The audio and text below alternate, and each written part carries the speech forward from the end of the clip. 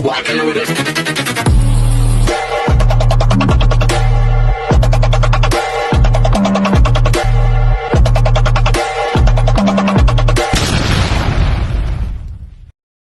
Hi everyone! Good evening! I'm back! It's your Mama Sam dito sa Sam Sam TV. Kamusta naman kayo mga amigo-amiga? Sana lahat kayo ay okay ngayong gabi. Syempre ko ako naman ang tatanungin nyo, nandito pa rin ako sa process na gusto ko pa rin na talagang balikan yung Miss Universe at gusto ko ibalik pa rin sa top 5 talaga yung nangyayari at tawagin doon si Michelle D. Ganun yung mga tumatakbo sa utak ko. Pero syempre, ang reality is tapos na yung pageant at nandoon na tayo na eto na, pinaprocess na natin yung pag-move on dahil masakit para sa akin dahil alam naman natin na kung gaano ko sinuportahan to si Michelle D at tinutukan talaga. Sobrang naniniwala ako sa kakayahan kasi ni Michelle D na makakarating to sa dulo ng competition. Pero hindi na nangyari yung mga dapat mangyari, di ba? Dahil nga hanggang top 10 lang ang ibinigay sa kanya ng mga kurado. To be honest, hanggang ngayon, talagang pilit ko pa rin tinatanong yung sarili ko, talaga ba hanggang dun lang, di ba? So, parang pilit ko kasi much deserve niya yung more. So, doon sa mga nagtatanong sa akin, Mama Sam, what if kung ang ginawa ni Michelle D ay ganito? So, yung iba kasi, sinasabi nila, ang naging problema daw kasi kay Michelle D is yung hairstyle. Yung hairstyle daw kasi parang hindi na siya nakitaan ng something new mula nung preliminary hanggang etong coronation night. So, what if daw kung ang ginawa daw ni Michelle D is medyo binago niya yung ayos niya pagdating sa tawag dito, pagdating sa prelim or pagdating sa evening gown para daw may pasabog, di ba? So, ako naman, ang masasabi ko naman dyan, maganda din naman yung naiisip ninyo na what if kung ganito yung ginawa niya. Kasi syempre, alam ko, naghahanap din kayo ng kasagutan dyan sa mga tanong ninyo kung bakit hindi siya nakatungtong sa top 5. At lahat naman tayo, kinukonvince natin yung mga sarili natin. But for me, ang masasabi ko doon sa what if kung ganito yung ginawa na sa hair niya, mapapansin mo doon sa lahat ng laban, lahat naman halos ay hindi na sila nagpagalaw ng buhok pagdating sa finals night, di ba? So parang nakaset na yung buhok nila kung ano yung ginamit nila dito sa swimsuit round, yun na rin yung ginamit nila sa evening gown. Kumbaga sa prelim kasi parang, alam ba, si Antonia nakaladlad yung buhok niya pagdating dito sa evening gown nakapusod. So what if kaya si Michelle D kung parang banat yung hair niya pero pagdating sa ay nilagyan ng extension at binanat. So, para sa akin kasi mabilisan yung facing ng Miss Universe and then parang feeling ko wala silang time na gawin na parang, dapat gusto ko ganito, gusto ko mag-extension. Walang time kasi guys, mabilisan yung talaga ng Miss Universe, yung facing. Nakita naman natin, halos wala silang commercial, tuloy talaga yung laban, di ba? So, doon naisip ko, oo, maganda yon na siguro kung nagpakita siya ng something na parang iba yung hair, siguro mas parang mapapawaw yung mga judges. Pero hindi ibig sabihin na hindi siya nagpakita ng ganong angulo, ay ibig sabihin ay digwak na dito si Miss Philippines. Kaya naligwak doon si Philippines ay kasi hindi na siya nagpakita ng mga something nakakaiba sa itsura niya. Ako po, para sa akin, yung galawan ni Miss Philippines do sa evening gown ay talaga namang pulido at maayos. Aminin naman natin na talagang plakado, di ba? So, nandoon tayo sa, yes, what if kung ganito ginawa niya, what if kung ganyan yung ginawa niya. Alam nyo, kahit gawin niya kasi yung ganon, kung hindi naman niya destiny to, hindi niya pa rin talaga maipapalo to hanggang sa dulo ng competition. So, sabi nga ni Michelle D, it's for Nicaragua talaga. Kaya kahit anong gawin natin, parang hindi talaga siya uubra.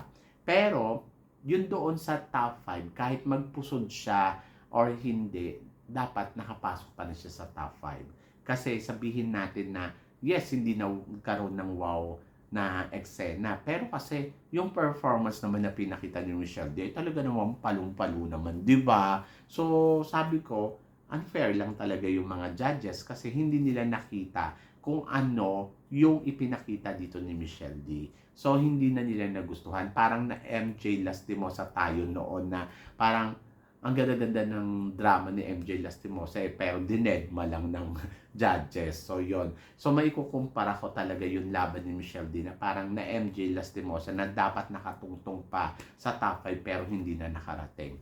Na para siyang si Rachel Peter na dapat nakatungtong sa top 5 pero hindi na talaga ipinalo kahit sobrang sexy. So yung mga ganon, kasi meron kasi sila talagang ibang nakikita at meron silang gusto. So ang tingin ko dyan, yung judges ay hindi lang talaga bet itong si Michelle D. So ngayon, sabing ganon, what if nakapasok ito si Michelle D sa top 5? Ano ang mararating niya kaya Mama Sam? Hindi lang top 5. Makakarating yan ng top 3. Kasi parang feeling ko, si Michelle D kasi, kaya hindi to ipinasok dito sa top 5 kasi alam nila na kukuda to ng bonggang-bongga at masisira yung plan nila na gusto nilang ipanalo yung ganito. Kasi sa totoo lang, si Michelle D kasi, pwede niyang kabugin si Nicaragua at pwede niya rin kabugin si Thailand pag nakatungtong siya sa top 3. Pag nakatungtong siya sa top 5, kaya niyang kabugin itong si Australia, si Puerto Rico, si Colombia, kung sino man yung makakasama niya sa top 5. And then, pag nag-move forward pa sila at silang tatlo ni Thailand, Nicaragua ang naiwan dyan, kaya niyang manalo dito sa competition na to. So kapag ganun yung nangyari, ibig sabihin nun, sasanayon na talaga yung destiny eto ni Michelle D. Kaso hindi ganun yung nangyari, di ba? Pero sa totoo lang ha, kung eto si Michelle D ay talaga nakapalo sa top 5, mas nakakatakot dahil malayo talaga ang mararating niya. Possible talaga mag first runner up o maiuwi niya yung corona. And then ito si Antonia, sa totoo lang kapag si Michelle D ay nakarating sa dulo ng competition, mawawala to si Antonia dito sa eksena. Parang feeling ko dito pa lang sa top 5 baka maiwan na siya, 'di ba? Kasi kung magpe-perform din naman talaga si tawag dito, si Australia. So baka mag top 3 dito. Yung position ni Antonia, baka si Michelle D yung pumalit, 'di ba? So kung sakasakaling halimbawa si Nicaragua, delikado din siya kay Michelle D kasi halimbawa na pagtulungan silang dalawa ni Antonia at may iwan diyan si Philippines at saka si Antonia, si Thailand. I think magwawala ang mga Latina na nandoon kasi walang Latina, di ba? So kung halimbawa ang naiwan diyan ay si Australia, USA, sa Australia si Philippines at saka si Thailand, talagang magwawala ang mga Latina na nandoon kasi hindi nila tanggap yon at mahirap para sa kanila yon. Kaya mabuti na hindi na nila pinapasok si Thailand si Philippines talaga dito sa dulo ng competition. So yun yung isa sa mga nakikita kong angulo na talagang hindi talaga nila papayagan si Philippines na makatungtong talaga sa top 5. Kasi pag once na nakatungtong sa top 5, pwedeng maiwan talaga dyan si Nicaragua at saka si Puerto Rico or pwede talaga makarating si Michelle D sa dulo ng competition at ito din si Antonia ay pwede din makarating sa dulo ng competition and then pwede silang dalawa ang mag last two standing dito. So, tingin ninyo papayag ang El Salvador na ang dalawang last two standing is parehas Asia? Of course not. Talagang magwawala sila ng todo-todo. So, para to save yung play ng Miss Universe na maiwan dyan ay isang Latina at isang Asia.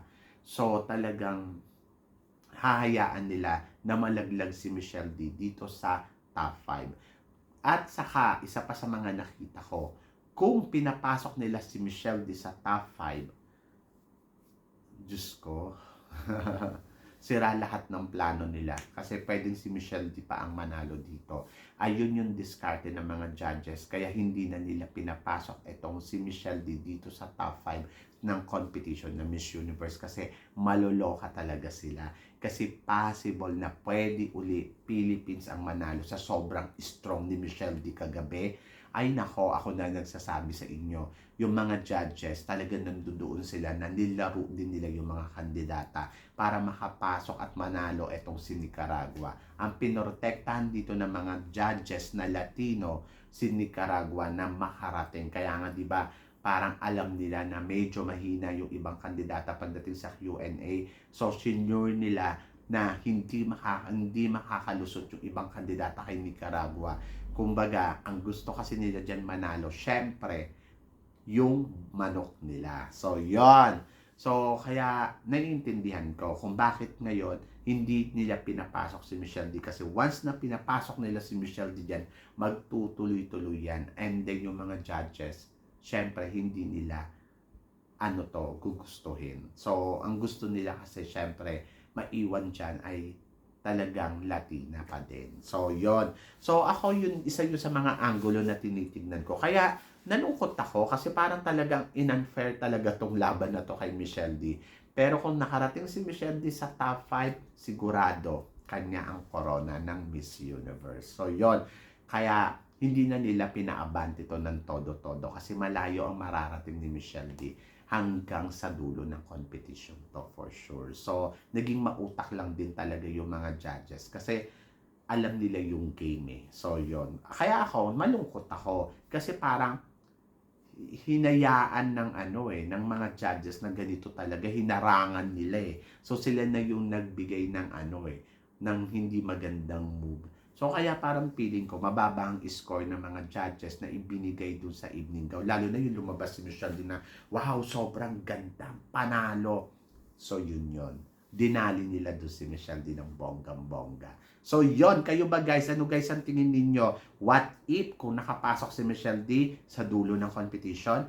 Ano kaya ang mangyayari? So, yan. So, please comment below para at least malaman ko naman kung ano ang chika mo dito sa mga pinag-uusapan natin ngayon. So, yun guys. Guys, maraming salamat syempre sa inyong lahat sa walang sawang suporta na binibigay ninyo dito sa channel ko. At sa mga hindi pa po nakaka-subscribe dyan, please don't forget to click like and subscribe my channel. At i-click nyo na rin syempre yung notification bell para lagi kayong updated syempre sa aking mga chika. Sabi ng ganon, always keep smiling lang guys. At laban lang. So yan. Guys, hanggang dito na lang. Hanggang sa muli nating chikahan. See you tomorrow. Thank you guys.